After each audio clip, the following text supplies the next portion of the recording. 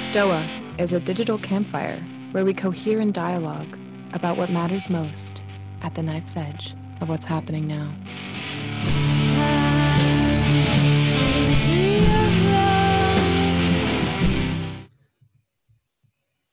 It was 0% nerves, and now it's like 5%. just when I let her know, oh shit, just jumped to 5. Natalie, are you there? Oh, there you are. Okay, cool. So let's begin. Welcome to the Stoa, everyone. As you can see, my voice changes when we're officially on record. I'm Peter Lindbergh, the steward of the Stoa, and the Stoa is a place for us to cohere and dialogue about what matters most at the knife's edge of this very moment. So for you, those of you who are new here or watching for the first time, what is the Stoa? No one really knows, and it's probably better to keep it that way. And no real one description does it justice. Some people call it a communal podcast. Some people call it a digital campfire. We have a wisdom gym here. But I do know that we have a lot of beautiful, outrageously sexy, and highly intelligent people. And speaking of beautiful, sexy, and intelligent people, today we are very lucky to have Natalie Wynn, aka ContraPoints, an ex-philosopher and video essayist who does nuanced and thought-provoking videos on various culture war issues. So how today's going to work, if you're new here, I'm going to warm up Natalie with a few questions. If you have any questions, throw it in the chat anytime. I'll call on you, unmute yourself, ask your question, Natalie. If you don't want to be on YouTube, just indicate that and I'll read your question on your behalf. So that being said, I'll give everyone access to unmute themselves. Natalie, how's it going today? It is going well. Thank you for having me on. It's a pleasure to have you. Yeah, so I thought maybe like a question to start off, maybe a general one. So you started off as an ex-philosopher on YouTube and basically became famous. So what's the good, bad, and ugly of all that? Well, where do I even start with that? What is the good, bad, and ugly of becoming famous? Is it the question? That is the question. Well, the good is the bills are paid. That's really the best part, honestly, is when you have neither money nor fame, which I for most of my life had neither, I wanted to have both. And now I realize that only money is worth having. Fame is garbage. I've organized my life all wrong. I should have only thought about money and not thought about fame because I love oh, something breaks, just hire an electrician to fix it, like you don't think about how much it costs. That is an immense unburdening of anxiety. However, fame, on the other hand, is an introduction of a lot of new anxiety that never had to exist. And so it's like gauche to complain it's really hard being famous, but like it is hard actually. And it like introduces a lot of psychological difficulty that is hard to imagine until it's the situation that you're in. So for instance,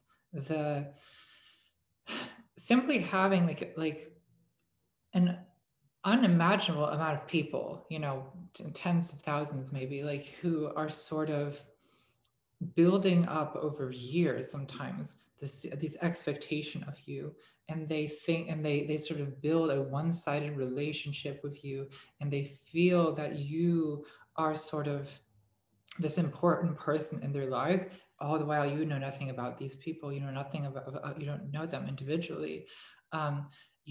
People are hoping to get people feel that you sort of you owe them something because they feel this closeness to you.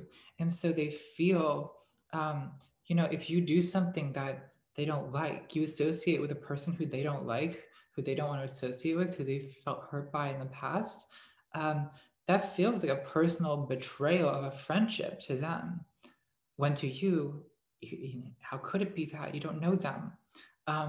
But it's something that I've been sort of dealing with for a few years now, and I don't really feel like I've come much closer to figuring out how to live like this. Yeah, I like that a lot. We've been thinking a lot here at the Stoa about parasocial relationships where people project on this avatar of you in the spectacle. Yeah. And I'm curious, like, how do you personally see your role in this kind of conversation, culture war, noise that's happening? And what do you think is being projected on you from kind of all the different tribes? Well, I think it's something that's really changed also over the last few years. Like that's the other strange thing about like my, YouTube journey in particular is that I've kind of been a person very much like uh in I mean in transition obviously, but also like I've been like I feel like three different people now in the last few years. And it's so just based on what I'm putting out, it's kind of weird to feel like I am represented by this whole like sequence of videos that I've created, or these like moments that I've put online, because the way people perceive you on the internet is the past is just as present as it always was. And the you don't they don't perceive people don't perceive online, so when you look at like someone's YouTube channel, what you're looking at is a grid of videos, and you can just click on any of them, and there's an immediacy to video, right? Because you're seeing a person's face, they're talking to you, you're hearing a voice. It seems like a present, but to me, those old absolutely unwatchable to me are videos that are 2 years old, even 1 year old sometimes. And like, but it's odd to me that to other people, they're still finding these videos for the first time and getting to know this version of me that I've like long moved past. As far as who that person is, well, sure, you have all the different factions, and that, I mean, different things too. Like to some people, and they're like inspiration to be to gender transition. To other people, I am the person who like talked them out of their right-wing beliefs. To other people, I am this like super villain who is like grifting everyone and is just like raking in money by exploiting people's desire to have, to I don't know, hear about leftist politics or something. And so, yeah, you have a lot of things projected onto you, but from hero to villain to, everything in between. Right. Yeah, and I can imagine like there's like egoic highs and kind of like having to do jujitsu and narcissism and stuff like that. 100%. And I'm curious, how do you have any personal techniques for that? And maybe how does your like philosophical background inform you in those techniques or with those techniques? The comedian Chris Fleming has this phrase, the self-esteem tower of terror, where, you'll go from believing that you are a queer icon, here to bring relief to the poor masses, to thinking that you are the scum of the earth. I don't know. I don't really feel that I'm either of those things. I guess there's sort of been moments when I was like, sort of my channel was growing, where there was a kind of feeling of like ascendancy, destiny for greatness, like this kind of delusional high, I guess. But I'm sort of immune to that now. Like I don't feel that I have the highs anymore. To some extent, I do still have the lows though. So I think that, I don't know, it becomes like, I don't know why it is. It's a kind of negativity bias, and like in terms of like what becomes like emotionally prominent. Like I find that, oh, people like wanting to kiss your feet and worshiping you, like that. It's a remarkable how fast that becomes this kind of like white noise. But somehow people despising you always stings fresh. I don't know why that is, but I would say that to me, the struggle has been more not to be dragged down by the negativity than it has to have to worry about being delusionally overinflated. There was maybe a couple of times that I feel like I got delusionally overinflated along the way. But I feel like, at least for the last year, that there hasn't been, I haven't really, it's not been the problem. Let's put it that way. I promise this is not the bait and switch to turn this into a therapy session. But if you have a sofa ready, you might want to. So I will turn to the Q&A, and I'll try to kind of pick a question that's like with the same energy. But it might be all over the place. You might get questions kind of from every angle. But I think Hannah has a really good question that would follow up on that. So Hannah, if you can unmute yourself and ask your question. That was a while ago. Let me just scroll up, if you please. I can copy and paste it for you. That would be amazing. Boom. And Hannah's a super fangirl, Natalie, by the way. She's just like, no, don't tell her. She's like, Peter, oh my God. I'm blushing. Yep.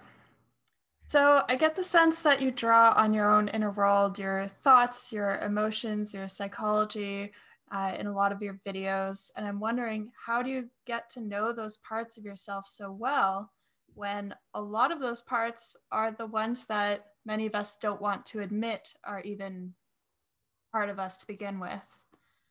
So if you're okay speaking to that, I'm very curious. Well, it's I find that it's actually somehow easier sometimes to blurt out my secrets to a million people than it would be to have a one-on-one conversation with someone I know well about it. I think it's because something about the medium of this technology, it sort of provides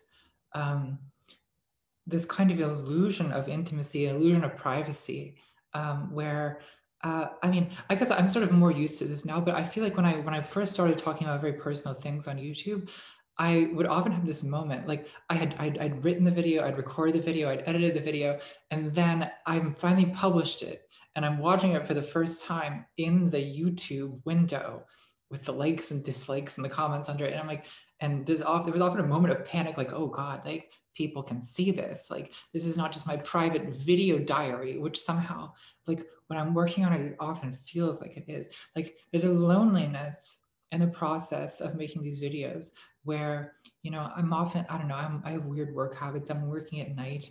When you're speaking into a camera alone at night in a room by yourself, it's somehow easy to kind of like get into this mindset of like intimately divulging like these things that are going on in your life. And then, you know, well, then you edit it together and you turn it into entertainment somehow. And then only once you've published it does it really hit you what you've done. And yeah, I don't know how do I get in touch with these things? Well, it becomes almost, I don't know, at a certain point the feedback starts to enter into you know, because you listen to a lot of commentary about yourself when you're putting yourself out there. So, you know, there's 15,000 comments, like I'd have a tendency to read a lot of them. And then that kind of often sometimes it's a challenge to me. And then I'll think about that, and then I'll have a longing to further explain myself, which sometimes is the motivation. Yeah,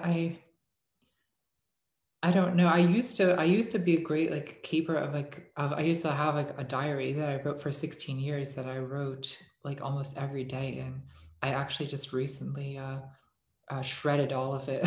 It was this like big like 38-gallon trash bag completely full of shredded diary that was very satisfying to throw away. But yeah, I don't have a private journal anymore. It's just all blurted into the microphone. Hannah, do you have a follow-up question? If I could sneak in a follow-up comment, I would like to say on this subject that cringe video in particular helped me see a lot of things in myself that I hadn't seen before, and I feel grateful to you for that. Oh, well, I'm glad you found it helpful. Yeah, I found it helpful too, actually. I feel like that video, more than any other one I made, was a kind of it was like a purge for me. Like I felt like this ugly thing that had been sort of tormenting me for a few years, like to analyze it and to like cage it, you know, like put it on display, kind of like it was a huge relief to me. And honestly, I feel like making that video has really changed my thinking sense. So I'm glad it was also helpful to a viewer. All right. Julia, you had a question. If you can unmute yourself. Julia Moore, are you there? All right, I am a huge fan. Just by the way, I love how authentic you are in all of your videos. My question is, you started creating content to critique the right, but your latest video centered largely in questioning the far left. How do you feel about that shift? Well, I think it's something that I am reflective about. I think that the reason for it has to do with the shift in the people around me. So when I started out on YouTube, like YouTube was like, I mean, it was like a borderline like Nazi recruitment ground. Like it was so far right, so predominantly that like, I guess part of the motivation for me early on was being like in the first few videos I made, they got like just downvoted, like overwhelmingly downvoted, because I was, you know, the arguments I was making were things like, maybe feminism isn't going to destroy Western civilization. You know, maybe Black Lives Matter is not a terrorist organization, like you know, hell bent on cucking the white male or whatever these people were saying. And like, I guess YouTube's changed. It's really, really changed since then. And I guess I you know, as long ago as 2017, I was making videos that kind of dealt with like the far left, like this character Tabby, who I've kind of always used as the mascot of that position. I mean, why did I create Tabby? Well, because there was a lot of Tabbies in my, I was seeing them all over the place on Twitter, in my mentions. It became sort of unavoidable. And I do feel it's somewhat worth talking about. Like it's worth addressing these people and worth addressing. But to me, this represents like a problem with the left, like a self-defeating, self-destructive tendency that I do think genuinely does need to be critiqued. But I'm also aware that I do have like, at this point, like a borderline pathological fixation on it. And that's partially because I'm like the amount of like vitriol I get online is so like these days it's so disproportionately from that kind of person. Like I don't, the right-wing harassment is nothing compared to the amount of like of kind of hatred and negativity coming at me from that part of the internet, that I think I kind of dwell on it. But I also like have to remind myself these are not people with a real power in the world. And so I do know that, like, I know on some level that I'm too obsessed with this, but it's also hard to ignore the thing that's constantly screaming at you. Yeah, I totally agreed with your last video. Thank you so much for answering my question. You're very welcome. Thank you. Cool. Kevin, you are up. I will copy and paste your question in the chat. Hello, Ms. Points. It's a pleasure to be able to speak with you. So you've played many different characters and you've represented a variety of perspectives from these different meta tribes. You just mentioned Tabby, the anarchist cat girl, and you've, you know, spoken about incels and centrist libs and alt-right YouTubers. I'm wondering if you have any like rituals or techniques, or, I mean, you might have spoken about this a little bit. Like, for example, like when you get all these cat girl comments, right, and you're going to play Tabby or whatever, how do you like embody this character that you're going to represent? Or do you have any ways that you like get better into their perspective when you're about to go on camera and be them and be their sort of mouthpiece in the video, I guess? Well, there's the writing side of it, and then there's the like acting, performance side of it. And I suppose that I suppose that the costuming side of it. But for the writing side of it, often what I will do is simply spend some time like really studying the like the text, that like the actual way these people will speak, whoever it is. If I'm making a TERF character or a cat girl character, or you know, whatever it is, like, because often I find that there's if you don't look at the way that they actually will write or actually will speak, like you're going to create something that's less vibrant and lively, I find, than if you sort of source it from the original you know, the real world material. So like for this last video, I had tweeted a bunch of stuff already encouraging people to vote in this election. And like a bunch of people had retweeted those, calling me a lib and saying like, all this kind of stuff. And so I went and I looked at those tweets and I just like picked up some phrases from those tweets, like the electoral farce. Like that was a phrase that someone had used on Twitter. Like I was like, oh, that's good. Put that in. Or like, what was it?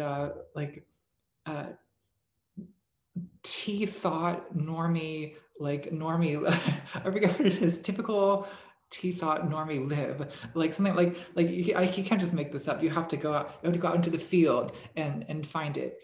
And then as far as like, I guess the costuming is very kind of caricature based.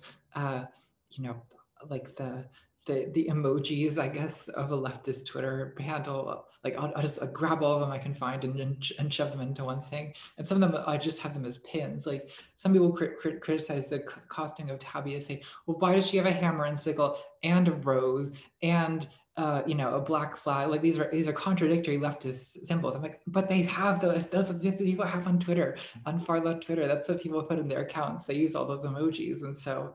I get it from that. And then as for like the way I act a character, that's often just totally made up, right? Like I think that I try to pull out of some part of myself. Like the way Tabby talks, I mean, I guess Tabby's just cute, right? Because she's a cowgirl. Cowgirl's cute.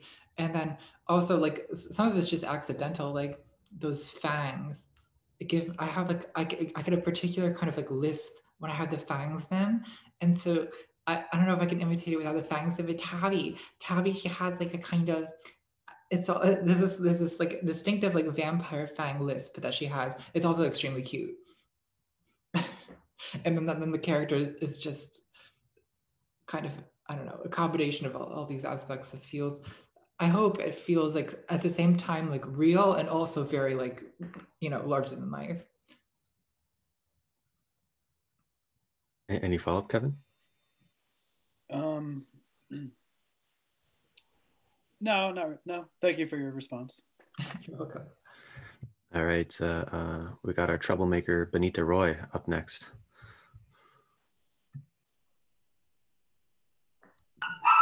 Yes, my dogs are barking. Natalie, oh man, I love your stuff. It works on me on a level that like I'm still processing. My question's a little difficult. So I'm gonna frame it in a background. Like I grew up, I love Cher. I mean, I'm kind of older, okay? So, and I love Cher, and I love the whole performative thing she does, and the same with you. I mean, the way you produce your stuff and the creativity that goes into it. This is a big attraction for me. The amount of effort, the kitsch and the seriousness and all this stuff is delightful and it's not surface. I mean, this is like a trick, right? To do that much performance and then yet it's not surface. When Cher got older, she did this interview for, I think, Vogue or something. And she told a story of Chaz at the time. They were walking through a store or something. And Chaz said to her, "Ma, can you just stop being Cher?" And Cher said, "I got it, but I didn't have anything to put in its place." And so like, my question for you is like, is there a place that you settle? Like, and it, or is that still in process for you? And if you want to like, my other part of the question to like draw it out, not about you, is I'm also fascinated with this YouTube persona Soph, and she's a lot younger and she's doing a completely different thing. But my question is like, like, how do you relate to the internet and the personas and this new thing that's shaping you, shaping really young people like Soph? I don't know. This is a big question, but I know you have a really robust intellect also. So somehow that's my question, and hopefully that's a fun question for you. Yeah, so I think that presenting a series of different personas on YouTube is actually in some ways like a violation of what the fundamental idea of being a YouTuber is supposed to be. Because I know for a lot of people, like the original attraction of YouTube is authenticity, is that you can kind of relate to this person who's just sitting on their bed, and it feels like someone you know, right? That's the parasocial thing, right, on YouTube is especially strong, in part because it seems like a very real person, right? Unlike people you see on TV or share.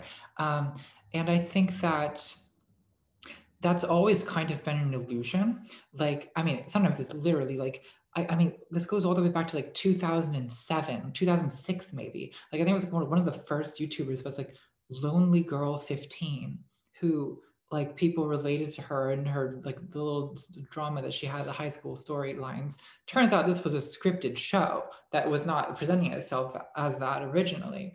I mean, I think that obviously people do view me as authentic in some way, like people, because I do talk about like very personal things, but I do it in a very kind of stylized, sort of, I guess my style of presentation doesn't scream authenticity the way that most, I guess, more traditional YouTubers do, right? I'm not sitting on my bed and just being like, hey guys, I just need to get this off my chest. Like, here's what's going on. Like, no, like cameras, like the video starts and it's like a set, there's lights. I'm obviously have spent time getting ready to film the video, and I'm not just like impromptu, like divulging what's on my mind, right? So, and there's a script. So that adds even another level of like planning, I suppose. But I don't know. I think that to me, it feels more honest, I suppose, to present that way, considering that like I am putting a lot of thought into this. There is a lot of planning. If I were to present as if I was just like, sitting on my bed, speaking what's on my mind, I think that, that would be more of an illusion in a way than, this ridiculous, campy like cast of characters. Now, as far as like why, like what the effect it has on me, like why I'm doing it, well, I think part of it is just, it's fun. I like it. Like the same reason that I guess you like to watch it. It's fun. Like, I mean, it also, like if I were to like psychoanalyze it more, I suppose like I don't know, the last few years that I've been making this channel, it's been a very like sort of like pseudo, second adolescent time in my life in a way. And when you're going through a period like that, like you're sort of finding out who you are, and the way you do that is you try out some different options and personas and see if any of them takes. And so I know I've been doing that. Like I think there's a lot of like inconsistency with like what is the persona exactly that I'm presenting on this channel. It's really changed over the last few years. And I think I maybe sort of have gotten away with that a little more because of the over costumed, overproduced like nature of the show. And the fact that I also am like doing these like literally fictional characters. So I guess it also maybe gives me a little bit of distance, like these like debate videos. Often when I do those like debate videos, I have like ideas or arguments that like I'm not necessarily sure I agree with them or not, but I just want to try them out and see where they go. And so I'll make a character have the argument instead of me, and then they can argue with another character and then, see where that leads. Like, I guess that's kind of the fun of writing fiction, right? Sometimes you think, because you're thinking, instead of just thinking like you think we're writing, I don't know, academic writing or philosophy paper where you're just thinking, what do I think? What makes sense? Like, what is logical? You're thinking, how does this character feel? How would this character respond to that argument? And that's a fun way to write, I think, because sometimes when I'm writing, I'll get surprised by what comes out on the page, like because I'm thinking through what character's thought, and then sometimes the character will have a thought that I wouldn't necessarily have had. That's I don't know, that can be productive in a way too. Do you have a quick follow-up, Benita? No, that's a wonderful response. And yeah, the process is certainly, remarkable. And I'm sure there's so much more you can share about what it takes. And the content and the performance and the creativity is extraordinary. Yeah. Thank you so much. Natalie, we're at 8 minutes to the hour. Do you have any additional time? Like we're only scheduled to 7. Yeah. I'm joining you very late too, so feel free to go 20 minutes over or whatever. Cool. That works well. Katie, you are up.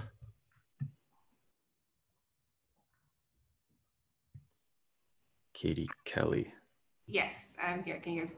Yep. Can you hear me? Okay. Yep. Great.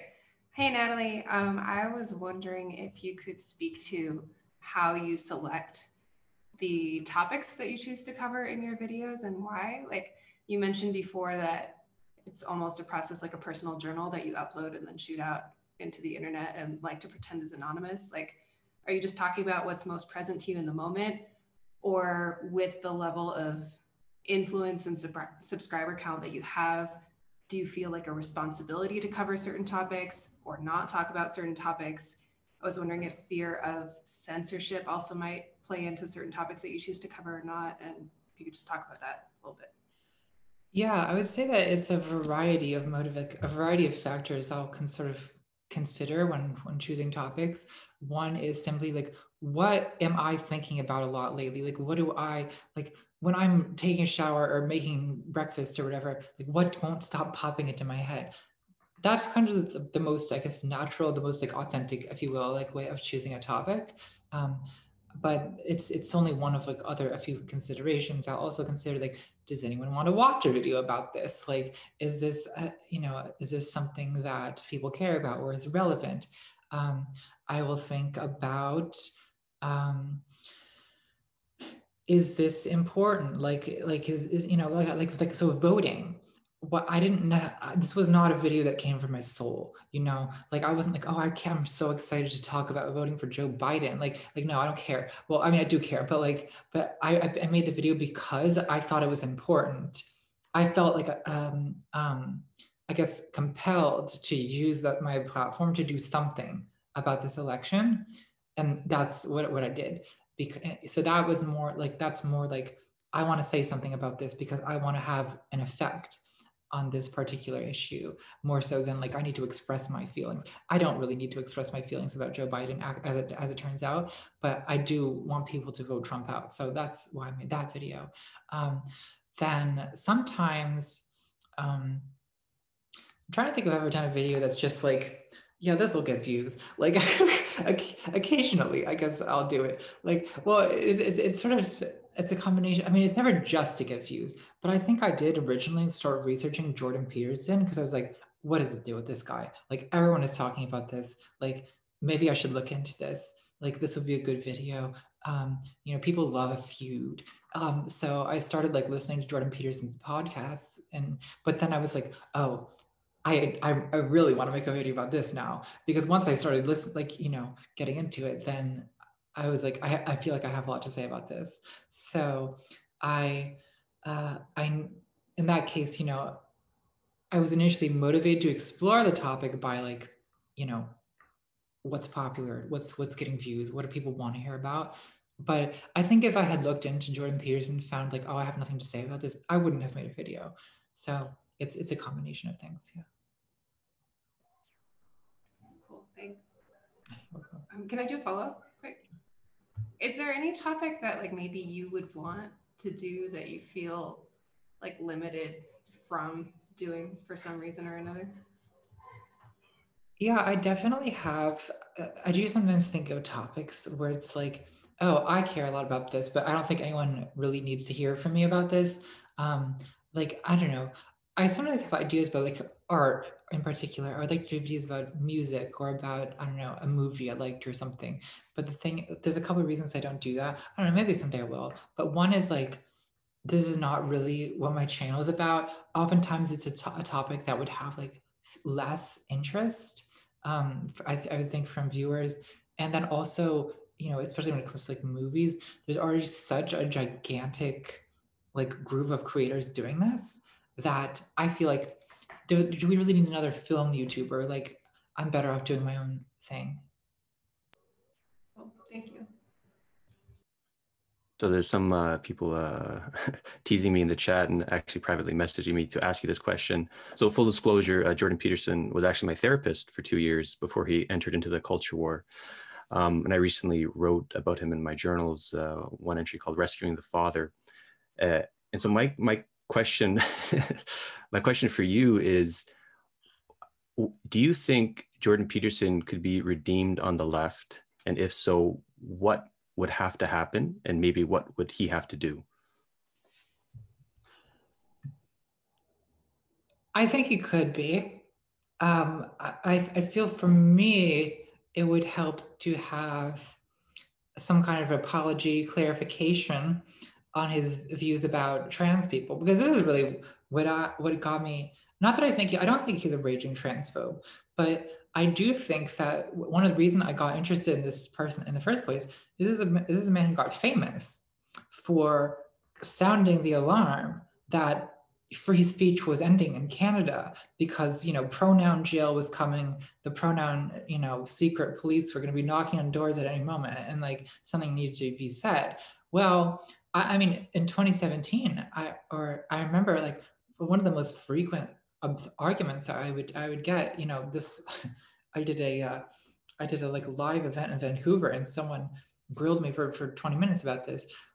You know, why aren't trans people doing more to speak out about the end of free speech that we're demanding? You know, and this all came from Jordan Peterson. Well, it was all complete exaggeration.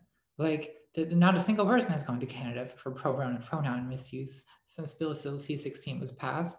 And I think that this was a completely alarmist non-issue that's main effect was to, like, you know, give yet another pretext for people to dislike and distrust trans people. And so to me, that is the worst grudge I have against Dr. Peterson. I would like to hear him address Bill C-16 again, and maybe engage with whether it was really necessary to generate that controversy in the first place. You know, I'm less concerned about all this talk about postmodern neo-Marxism, which I think doesn't make any sense, but that's okay. You're allowed to not make sense. Natalie Wynn and Jordan Peterson at the Stoa. I want the in conversation. Sorry, I missed that part. That'd be interesting. All right, so I hope we're still friends, Natalie. Even though we weren't really friends before, but I hope we can still potentially be friends. I'm not going to hold it against you. Nathan, you are up. Can you guys see me or hear me? Mm-hmm. Hello. Hey, big fan, Natalie, and thanks for doing this, Peter. This was a real treat to listen to.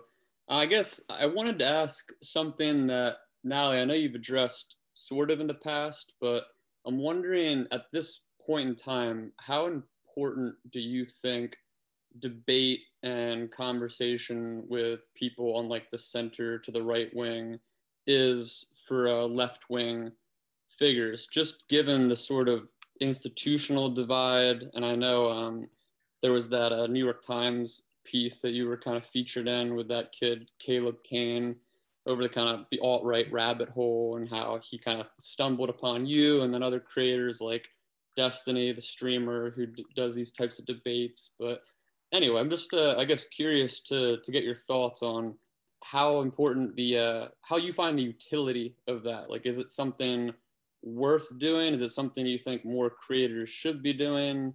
or is it kind of all just theatrics in your mind at this point? Well, you're asking how important is it to have conversations with centrists, with conservatives? I suppose it depends what you mean by conversations.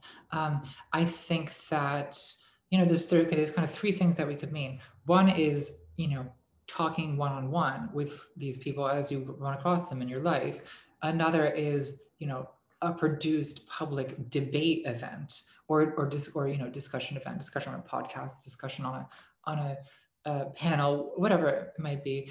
And then the third is a kind of simulated conversation with a person who's not present, which is what my videos are, right? Because my video, I don't bring centrists or conservatives onto my channel and, have a conversation with them. What I do instead is I produce a piece of media, a video essay that is directed at an audience that includes these people who I know people who disagree are going to watch. And to some extent, to a large extent, I suppose, I'm imagining an audience that sort of is going to disagree with me about things as I'm writing.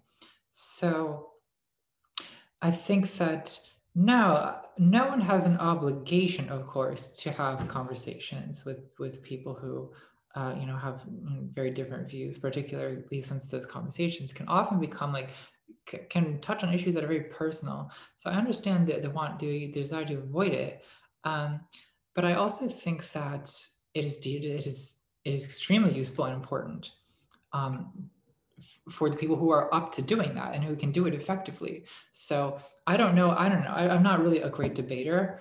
I guess I have some lingering resentment that I was never allowed to become a great debater because people hated it so much when I used to do that. But you have people like Destiny. I think that what he does is very, very useful.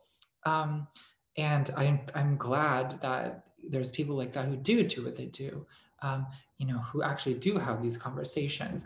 And I also, I hope and I think that what I do is useful in my own way, even though I'm not having these direct confrontations.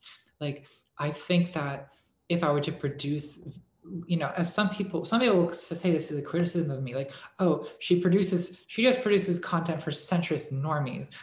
She doesn't even make content for leftists. And it's well, yeah, I mean, there's not that many leftists, and why? What do I need to convince them of anyway? I don't know. I guess I'm increasingly aware that a lot of people watching me are leftists, and so there's I know that that's part of my audience, and some of my stuff is for them. But to me, especially if I'm talking about well, the pleas for trans acceptance is the most obvious one. I don't know, most people in this world don't understand trans people. They're not very sympathetic. So to me, all the utility of a video like that is to try to make the case to people who, who aren't already on board, to see if you can pull more people on board, because that's making myself useful, I think much more so than making I don't know what the alternative here is, safe space entertainment. I don't know. I really don't see that as being as valuable as, well, I'm sure that it is valuable actually, but it's not really what I sort of feel called to do. What I feel called to do is to kind of pull in, to sort of be a magnet, I suppose, for people not otherwise likely to care or to, become interested in these kinds of topics. Yeah, it's great. Thanks so much. Really appreciate it. You're able. Right. So someone sent this question to me privately. Do you still read philosophy? And if so, what do you read? It's been a long while since I really read philosophy. I will sometimes go read an article on the Stanford Encyclopedia of Philosophy just to refresh my memory about a topic. I haven't done very heavy philosophy reading in a while, though. For a video I'm making later this year, I'm going to reread Nietzsche's genealogy of morals cover to cover because it's relevant. But so sometimes I'll do something like that. I don't know. What was the last time I was really reading philosophy? I'm trying to think. Well, I read some like anarchist and Marxist theory, I guess, a couple years ago because that was becoming it was becoming popular, and I wanted to be, to have read it so I could keep up with the children. I read The Conquest of Bread, which I had never it's not really taught much in academic philosophy. So I read that. I read that, so I know what bread tube is. I have I read anything else? Not really. I find that those I don't know. At some point, I think maybe I'm close to that point. I will start to miss those kind of deep dives into difficult works because I think there is some utility in reading stuff like that. It's like, I don't know, it trains your brain to like focus on one thing for a while, and it's sort of the opposite of what YouTube will tend to do. So I guess, but for the most part, no, I don't read much philosophy these days. I think that being a grad student, PhD student in philosophy in my mid-20s it was kind of enough of that for a while. Like I don't know, I feel like I look back on those years of my life and I see like years, maybe not lost, but years I spent with my face in a book. And like, I guess I sort of want to go do other things now. But yeah, I'm sure I'll come crawling back at some point. Is there any like thinker or intellectual, maybe not necessarily in philosophy, that is resonating with you lately? Oh, lately, I guess Nietzsche and Martin Luther King. I think Martin Luther King is something of a philosopher. I think that especially I think about power and love and like this kind of discourse, where King explicitly references Nietzsche actually, and this sort of I guess, because I think it's kind of a central question, and anyone who's working on justice is the relationship between like the kind of Christian conception of love and the fact that politics is about power. So I don't know. This is the question that's been sort of interesting to me lately. I've been reading, as I said, Martin Luther King's speeches and Nietzsche's genealogy of morals. Awesome. So we have about 10 minutes left. Jeremy Johnson, you are next. Great. So hello, Natalie. Love your videos. My question was, it was going to be about the role of content creation as a leftist, as a media creator, in the context of pedagogy, in terms of education, pivoting, let's say, popular culture towards leftist ideas and general consciousness raising. So just sort of how you see your role in doing that and performing that, and how entertainment can also be education. Sorry, could you just say the question part one more time? Sure. Just how you see your role as not only an entertainer, but also an educator, in the sense that education can also be entertaining, right? And so being on the left and creating popular content, but also doing education at the same time, and just sort of the role for that in media today. I suppose I saw myself as much more educational early on, where I would do these, like, I would do like a video about systemic racism, and it would it would draw a lot on research, and then I would try to make it somewhat entertaining as I went. Now, I guess the videos I do lately are sort of they're more like argumentative, I suppose, and educational. But oftentimes there is like an educational element that comes along the way. There's often like moments or a section of a video that is kind of like a lecture. like, you know, I'm thinking about Justice Part 1. That was kind of an educational video. Like I had, you know, when you have screens coming up showing, you know, retributive justice and you know, whatever other kinds of justice I'm analyzing, like it is education folded into the entertainment. I guess I see what I'm doing as, I guess it would be more like directly pedagogical if the channel was like, oh, like here's an overview of topics and philosophy, which like I'm going to make entertaining. Which I've actually thought about doing that. Like I've thought about doing a series that is more, more like that. You know what I mean? Like I guess I've preferred instead though to, I don't know. Maybe that will be kind of my like post ContraPoints project is to do something like that. But for the time being, I guess what interests me more is addressing these like very like sort of current topics and then sort of folding in some pedagogical elements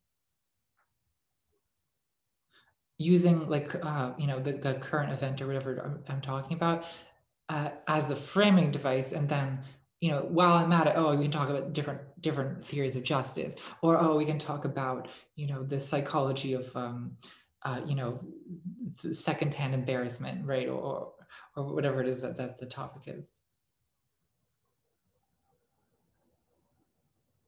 Any follow-up, Jeremy? No, that was great. That was great. I think, well, maybe this. Do you see this as a good strategy or an effective strategy that other content creators could take up, just in terms of, you know, I don't know what the percentage would be, 70% current events, 30%. Oh, by the way, that's sort of this idea or this concept in terms of making these things accessible? Yeah, I think absolutely. I mean, people have been doing this, you know, there's always been people who've been making sort of edutainment. I guess some of it is like maybe a little bit less deranged than the stuff I make. Like I'm thinking about like Carl Sagan or that's sort of television and education at once. And does anyone do comedy and education? Oh, I'm sure people do. I'm just not thinking of it. But yeah, it's becoming a pretty common genre on YouTube. Absolutely. All right.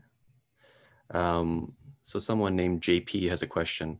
And it would be quite surprised if this turns out to be Jordan Peterson. So JP, if you could unmute yourself. It's not Jordan Peterson. All right. But next time. Yeah, yeah, I had a quick question. Just I'm not as familiar, I guess, with your backstory. So I just that I guess you had your parents were psychologists, I guess, and I just wanted to know how they kind of impacted your thinking as a thinker, as a YouTuber. You know, and just if you know your thoughts on that, like how you may have adopted some of their thoughts or had deviations with some of your thoughts about certain subjects with your parents. Well, growing up, I mean, there's conversations that are had with parents, and so it's inevitable that you are influenced by their ideas.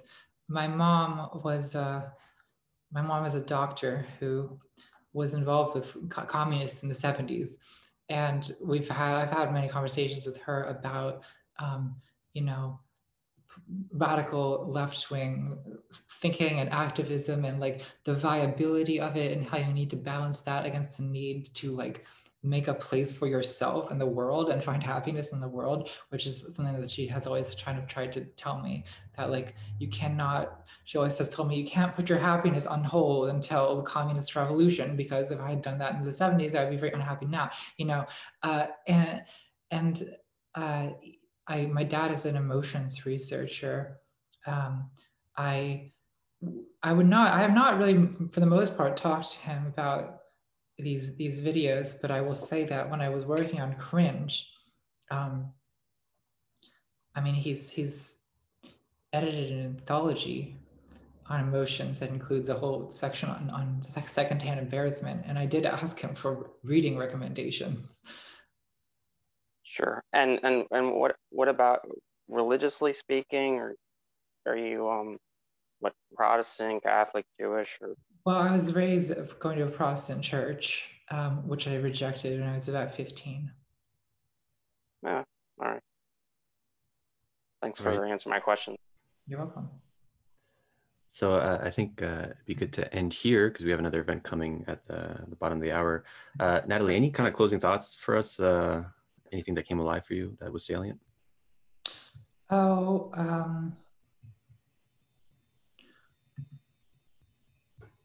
I feel like I've made myself clear, I guess. I thank you guys for having me on. I'm sorry that I was late. No worries. A late Natalie is better than no Natalie, as we like to say here at the Stoa. So I'll make some closing announcements in a moment, but Natalie, thanks so much for coming to Stoa today. That was a lot of fun. Love to have you back. And to plug a couple events, we have one in 10 minutes with Daniel Schmachtenberger. This is his last session on the Sensemaker in Residence series. You can RSVP on the website. We have Noam Chomsky coming in on November 16th at 5:30 p.m. Eastern time. You can RSVP there. Let's see what else event I should plug. Maybe, do you want to plug Settler Sexualities that's coming up on November 6th? Yeah, absolutely. Thanks, Peter. I'm going to be hosting that conversation with Kim Tallbear, and it'll be discussing a lot about the way that our family structures are an imposition from the colonial history that affects North America. And I think it's going to be really, really cool. It's going to touch on a lot of really hot button topics. And I definitely recommend hanging out and asking her your questions, because she's just a really robust, amazing intellect for sure. Beautiful. And I'm going to, let's see if I can give my tech issue. I want to plug this event so it has the videos on. I'm going to share my screen. Boom. It is maybe not the end of the world election party. All day, 24-hour election party. We got existential dance party. We got Socratic speed dating, shame breakthrough boot camp, stoic breath, a lot of cool stuff. So that's on November 3rd. It's going to be on the website tonight. Check that out. Here is our website, Patreon, and Substack if you would like to check those out.